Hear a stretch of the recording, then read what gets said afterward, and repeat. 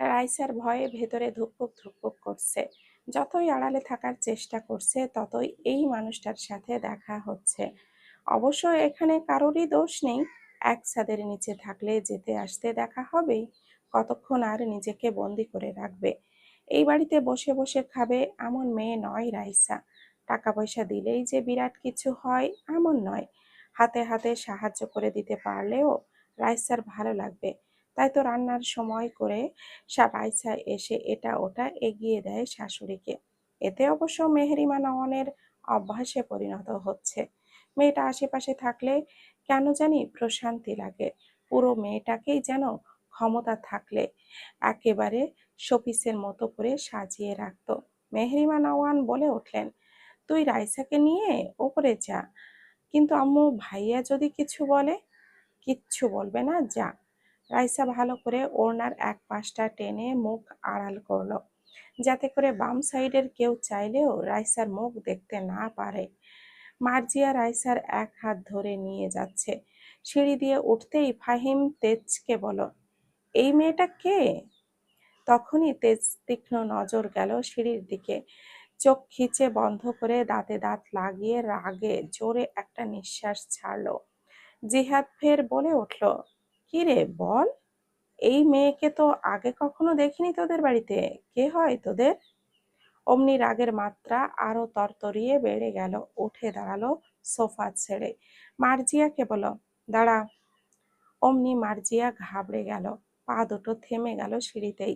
রাইসাকে ধরা হাত একেবারে থরথর করে কাঁপছে। না জানি এখন কি অঘটন ঘটে। রাইসা মনে মনে দোয়া পড়ছে। শুনেছে খুব রাগী মানুষ তার বর। এগিয়ে জোরে ডেকে উঠল, মা, মা। ছেলের ডাক শুনে মেহরিমা নওয়ান ধড়পড়িয়ে রান্নাঘর থেকে ছুটে আসলেন। এসে দেখে সিঁড়িতে মার্জিয়া আর রাইসা দাঁড়িয়ে আছে। মার্জিয়া মায়ের দিকে ভয় ভয় চোখে তাকালো, যার অর্থ এইবার কি হবে মা? তেজ হাতের মুঠো শক্ত করে আবারও বলল, আমি তোমাকে শর্ত দিয়েছিলাম মা, আর তুমি রাজি ছিলে বলেই এই বাড়িতে এসেছি। এই মেয়েকে আমার চোখের ত্রিসীমানায় দেখতে চাই না বলিনি আমি? মেহরিমা নওয়ান ছেলের দিকে তাকিয়ে সামলাতে চাইলেন। দেখ বাবা, তুই রেগে যাচ্ছিস কেন? মেয়েটা আমাকে রান্নার কাজে সাহায্য করতে এসেছিল, আর ও কি তোর কাছে এসেছে? ও তো ওর মতো রুমে চলে যাচ্ছে। তোকে কি মুখ দেখিয়েছে? দেখাইনি তো। তাহলে রেগে যাচ্ছিস কেন? একটা বাড়িতে সব সময় ঘরে বন্দি করে থাকা যায়? তাহলে সারা বাড়িতে ঘুরতে থাকুক, আমিই চলে যাই। তেজ, তুই এইভাবে বলতে পারিস না। অন্তত মানবতার খাতিরে হলেও এতটা কঠোর হোস না বাপ। মেয়েটা তো তোর কোনো ক্ষতি করছে না। তুই তোর ইচ্ছে মতো যা খুশি কর, শুধু ওকে একটু ওর মতো করে থাকতে দে। রাইসার জন্য মেহেরিমা নওয়ান তার ছেলের কাছে অনুরোধ করছে।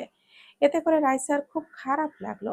তার জন্যই এত এত ঝামেলা হচ্ছে পুরো বাড়িতে।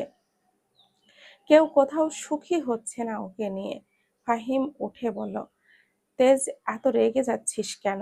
আর মেয়েটা কে আন্টি? মেহরিমা নওয়ান কিছু বলতে যাবে তার পূর্বেই তেজ কড়া কণ্ঠে বলল, তোদের এত প্রশ্ন কিসের? এসেছিস, বস, খাবি দাবি, চলে যাবি।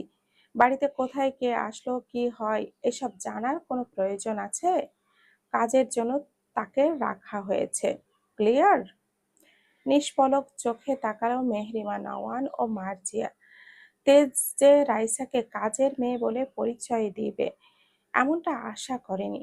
মেহরিমা নওয়ান শুধু মনে মনে বলল, কতটা অধঃপতন হয়েছে যে মেয়েটাকে কাজের মেয়ে বলে পরিচয় দিচ্ছে। ভুল একটা হয়ে গেছে, তাই বলে এইভাবে সেটাকে শুধরে না নিয়ে সমীকরণ টানলো সম্পর্কের। তেজের জবাব পেয়ে ফাহিম আর জিহাদ চুপ করে গেল।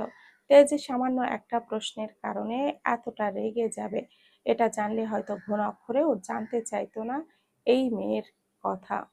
রাইসা ঠোঁটে ঠোঁট চেপে কান্না আটকানোর চেষ্টা করছে। কাজের মেয়ে কথাটা শুনতে খারাপ লাগেনি। সে তো কাজের মেয়েই। বাবার বাড়ি থাকতেও এই কথা শুনেই বড় হয়েছে। কিন্তু এত মানুষের সামনে এইভাবে অপমানিত হয়ে লজ্জায় মাটির নিচে যেতে ইচ্ছে করছে। নতুন করে দুঃখ পাওয়ার কি আছে? তার সৎ মাও তাকে পরিচয় করিয়ে দিত কাজের মেয়ে বলে, অথচ সেই বাড়িতে পূর্ণ অধিকার ছিল তারও। তেজ ঝরঝরে কণ্ঠে বলে ওঠে, এখনো দাঁড়িয়ে আছে কেন? চলে যেতে বলো আমার চোখের সামনে থেকে। সহ্য করতে পারছি না আমি এই মেয়েকে। বলেই টেবিলে থাকা কফির কাপটা হাত দিয়ে ছিটকে নিচে ফেলে দিল। মুহূর্তেই সবাই বাকরুদ্ধ। তেজের এমন রাগের কারণ বুঝতে চেয়েও বুঝতে পারল না ফাহিম আর জিহাদ। ততক্ষণে মাহতাব নওয়ানও চলে এসেছে। এখানে কি হচ্ছে? বাড়িতে কি চিড়িয়াখানা বানিয়েছো? মায়ের ইশারায় মার্জিয়া রাইসাকে নিয়ে ওপরে চলে গেল। বাড়িতে বাঘ থাকা সত্ত্বেও হরিণ আনলে চিড়িয়াখানা বানাতেই হবে। ছেলের এমন কথা শুনে মাহতাব নওয়ান একটু ঘাবড়ালেন না। তার ছেলের সম্পর্কে ধারণা আছে। তেজ, কি ধরনের কথাবার্তা বলছো তুমি? আমার সাথে যা করেছেন এর থেকে ভালো কথা আমার মুখ দিয়ে বের হতে চাইছে না। আমাকে বলির পাঠা মনে করে যেখানে সেখানে যা ইচ্ছা তাই করিয়ে নিলেই হলো। তেজ হনহন করে বেরিয়ে গেল বাড়ি থেকে। সবাই চেয়ে রইল। মাহতাব নওয়ান ছেলের ওপরে বিরক্ত হলো। তার ছেলে যে এইভাবে সিন ক্রিয়েট করবে সেই আশা মনে হয় করেনি। ছেলেকে মুক্তভাবে চলতে দিয়ে আরো বেঁকে গেছে বিষয়ে বুঝতে পারলো এটা। কিন্তু এত বড় দামড়া ছেলেকে কি সাত পাঁচ বলে বোঝানো সম্ভব? ইচ্ছার বিরুদ্ধে বিয়ে দিলে এমনই হবেই। তেজি চলে যেতেই মেহেরিমা নওয়ান ডুকরে কেঁদে উঠল। তার সংসারে হঠাৎ করে কার নজর লাগলো, যার কারণে সুখের সংসারে এইভাবে অশান্তির সৃষ্টি হচ্ছে। মেহেরিমা নওয়ানের কান্না দেখে জিহাদ আর ফাহিম দুজনেই সান্ত্বনা দিল। আন্টি, আপনি চিন্তা করবেন না, আমরা দেখছি তেজ কোথায় যাচ্ছে। রাইসা ঘরের কোণে হাঁটু মুড়ে বসে পড়ল। কান্নার স্রোতে ভেসে গেল দুই নয়ন। আর কত জীবন যুদ্ধ করবে? জন্মের পর থেকেই তো করে আসছে। শেষ জীবনে কি একটু শান্তি মিলবে না? আল্লাহ, আপনি আমাকে ধৈর্য ধারণ করার ক্ষমতা দিন। আমি তো বেঁচে আছি শুধু মৃত্যুর প্রহর গুনতে গুনতে। কোনো দিন একটু কি আমাকেও নিয়ে যাবেন আমার মায়ের কাছে? বেঁচে থাকতে ইচ্ছে হয় না আমার। আমার জন্য সবার সংসার ধ্বংস হয়ে যাচ্ছে। উনি সত্যি বলেছেন, আমি অভিশপ্ত। ছোট মাও বলেছিল, আমার চেহারায় কিছু একটা তো আছেই যা সমস্ত ভালোকে চুষে নিয়ে মহামারীতে রূপান্তর করে। এতটা কপাল পোড়া পৃথিবীতে কেউ হয় বুঝি? মেহরিমা নওয়ান রাইসার ঘরের দরজায় দাঁড়িয়ে টোকা দিল। রাইসা ওড়না দিয়ে চোখটা মুছে দরজা খুলে দিল। মেহরিমা নওয়ান রাইসার হাতটা ধরে বলল, তুমি আমাকে ক্ষমা করে দিও মা। আমি দাঁড়িয়ে থেকেও কিছুই করতে পারলাম না। আসলে ছেলেটাকে আমি জোর করে বিয়েতে রাজি করিয়েছিলাম। তার উপরে বিয়ে বাড়িতে এমন কাণ্ড হলো। ছেলেটা মানতে পারেনি, যার কারণে তোমাকে এতটা কষ্ট পেতে হচ্ছে। আমাকে মাফ করে দিও পারলে। মেহরিমা নওয়ানের ক্ষমা করে দিও মা। এই কথাটুকুতে রাইসার বুকের ভেতরে জমে থাকা বাঁধ ভেঙে গেল।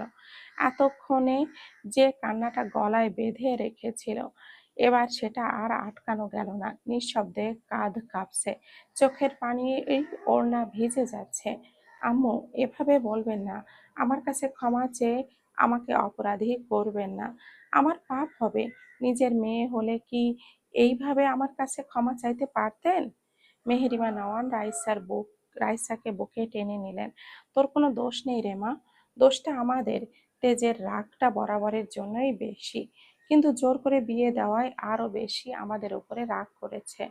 রাইসা মাথা নাড়ালো। আম্মু, আমি চলে যাই। আমি থাকলেই ঝামেলা। উনি আমাকে সহ্য করতে পারছেন না। আমি জোর করে কারোর চোখে পড়ে থাকতে চাই না। আমি থাকলে উনি বাড়িতে আসবেন না। মেহরিমা নওয়ান শক্ত করে ধরলেন রাইসার হাত। এভাবে বলে না মা, চলে যাই কোনো সমাধান না মা। সব সমাধান, সমস্যার সমাধান পালিয়ে যাওয়া হলে জীবনটা এত কঠিন হতো না। কিন্তু আম্মু, আমার জন্যই তো। বললাম তো, তোমার কোনো দোষ নেই। আর যেন এখান থেকে যাওয়ার কথা না শুনি। চোখের পানি মুছিয়ে দিয়ে বলো, তাড়াতাড়ি চলো, খেয়ে কলেজে যেতে হবে। এই সব অন্য চিন্তা ভাবনা এনে নিজের পড়ালেখায় প্রভাব ফেলবে না। তুমি আমার মেয়ে, আর এই কথাটা যেন মনে থাকে। রাইসা শুধু চেয়ে থাকলো। মেহেরিমা নওয়ানের মতো মানুষ পৃথিবীতে দুটো দেখেছে বলে মনে হয় না। এই ভালোবাসাই নিঃস্বার্থ অনুভূতি। এই জীবনে শুধু এটাই সার্থকতা। স্বামী না দেখতে পারুক, কিন্তু তার শ্বশুর শাশুড়ি ননদ এত সুন্দর করে আগলে রেখেছে। এইরকম ফ্যামিলি থেকে রাইসা কিভাবে যাবে? আজ সপ্তাহের বিশেষ দিন, শুক্রবার। এই দিনে সবার ছুটির দিন। মেহরিমা নওয়ান মার্জিয়াকে নিয়ে টেইলার্সে গেছে। রাইসার জন্য জামা কিনেছিল, তার কিছু নিয়ে এসেছে, আর কিছু সেলাই হয়নি বিধায় নিয়ে আসতে পারেনি। আজকে দেওয়ার ডেট, তাই নিতে গিয়েছে। মাহতাব নওয়ান বাজার করতে গেছে। শুক্রবার দিন তিনি বাজার সদা করেন। বাড়িতে কেউ নেই, একমাত্র রাইসা ব্যতীত। সে নিজের ঘরে বসে আছে। এমন সময় দরজায় বেল বাজলো। রাইসা নিচে এসে দরজা খুলে দাঁড়িয়ে রইল, কিন্তু দরজার ওই পাশের মানুষটাকে আশা করেনি। ভেবেছিল মেহেরিমা নওয়ান আসবে হয়তো, নয়তো মাহাতাব নওয়ান। কিন্তু সামনের মানুষটাকে এক পল দেখে মনে হলো এই লোকটাকে কোথাও দেখেছে। একটু গভীর চিন্তা করতেই মনে হলো সেদিন কলেজ থেকে ফেরার সময় এই লোকের সাথে ধাক্কা লেগেছিল। ইনি এই বাড়িতে এসেছেন কেন? আত্মীয় হয় বুঝি? বাড়িতে তো কেউ নেই, আমি একা। এখন বাড়িতে ঢুকতে দেওয়া কি ঠিক হবে? যদি আশেপাশের মানুষ দেখে খারাপ ভাববে। ভাবনার মাঝেই হঠাৎ করেই আবারও দরজা লাগিয়ে দিল। এতক্ষণে ফোনের স্ক্রিনে নজর থাকায় দরজা কে খুলেছে সেটা দেখেনি তেজ। কিন্তু হঠাৎ দরজাটা বন্ধ হওয়ার শব্দ কানে আসতেই সামনে তাকালো। তার সাথে এমন ইয়ার্কি কে করছে? দরজা খুলে দিয়ে আবারও লাগানোর মানেটা কি? What the hell! দরজা লাগিয়ে দিলি কে? রাইসা কম্পিত কণ্ঠে বলল, দেখুন, আপনি যেই হন পরে আসুন। বাড়িতে আম্মু আব্বু কেউ নেই। আমি এখন দরজা খুলতে পারবো না, দুঃখিত। তেজ বুঝতে পারলো দরজার ওই পাশে কে দাঁড়িয়ে আছে। বিরক্তির গলায় বলে উঠল, দরজা খোলো। ধমকে যেন রাইসা কেঁপে উঠল। দু হাতে দরজা শক্ত করে ঠেলে ধরে রেখেছে, যাতে করে ধাক্কা দিয়েই খুলতে না পারে। যদিও লক করা আছে। রাইসা আবারও মিনমিনে স্বরে বলল, দেখুন, আপনি পরে আসুন। বাড়িতে আমি একা। তেজ রাগ ক্ষোভ দুটোই যেন বেড়ে গেল। এই রাগে যেন হাতের বাই বাইসেলফ ফোন ফেটে যাবে। পকেট থেকে চাবি বের করে বাইরে থেকে লক খুলল। নিজের কাছেই চাবি ছিল, কিন্তু বেল বাজালে যেহেতু দরজা খুলবে, সেহেতু পকেট থেকে চাবিটা বের করা ঝামেলা ব্যতীত কিছুই মনে হলো না। এইদিকে দরজা না খোলা পেয়ে আবারও মেজাজ বিগড়ে গেল।